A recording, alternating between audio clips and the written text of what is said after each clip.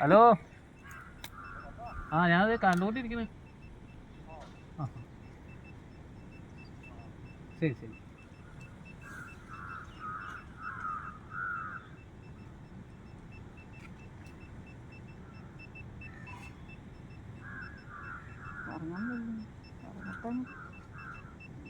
ഇങ്ങോട്ടെത്തിയ കാരണമില്ല. ഇന്ന് സ്നാനം ചെയ്യാൻ വന്നിട്ടുള്ളതേ പെരുമ്പാവൂര് അല്ലേ? എന്താ കൊടുക്കുക പറയാ? പെരുമ്പാവൂര് പാതാളപ്പറമ്പ്. സുബീഷിന്റെ വീട്ടിൽ വെള്ളം കിട്ടിയിട്ട് സുബീഷിന്റെ റെക്കമെൻഡിൽ വന്നതാണ്. സുധീഷിന്റെ റെക്കമെൻഡിൽ വന്നതാണ്.